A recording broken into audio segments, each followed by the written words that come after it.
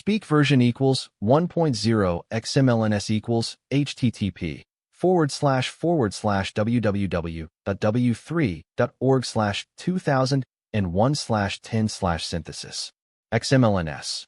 MSDTS equals https://www.w3.org/2001/MSDTS Lang equals NUS. Voice name equals NUS Neural. MSDTS.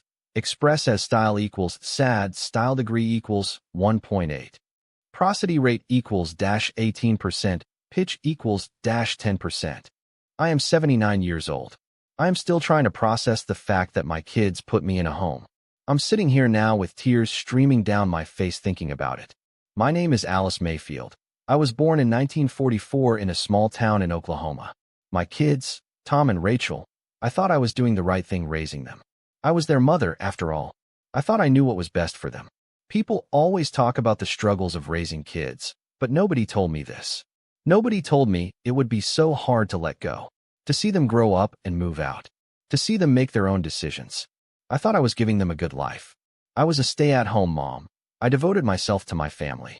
I cooked meals, cleaned the house, drove them to school and sports. I was a single parent after my husband passed away when they were young. I had to work multiple jobs just to make ends meet. But as they got older, things started to change. Tom got into trouble with the law. Rachel struggled with addiction. I did my best to help them, to support them, but they eventually pushed me away. They said I was too controlling, too overbearing. I didn't realize it at the time, but I was completely wrong. I was trying to hold on too tight. I was trying to protect them from the world, but I was suffocating them. Looking back, I can see that I was living in a dream world. I thought our family was perfect, that we were a cohesive unit. But we were not. We were a family in crisis. And I was too proud, too stubborn, to ask for help. I thought I could fix everything on my own. It started with little things. Tom would be late coming home from school. Rachel would not do her homework. I would nag them, scold them, but they just kept pushing me away. And I kept pushing back. I thought it was just a phase, that they would outgrow it. But the phases kept coming. And I kept trying to fix them. I kept trying to fix ourselves. The final straw was when I fell and broke my hip. Tom and Rachel were supposed to take care of me, but they couldn't even do that. They couldn't even be there for me when I needed them most. That's when I realized I was on my own.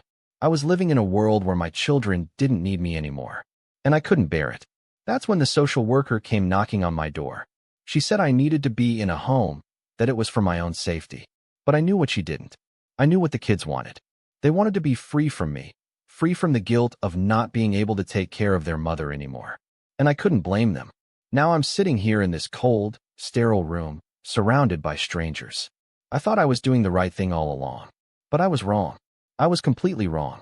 They lied to us, my kids. They lied to me. They told me they loved me, that they were grateful for everything I did for them. But now I see it for what it is. A lie. And I'm left with nothing.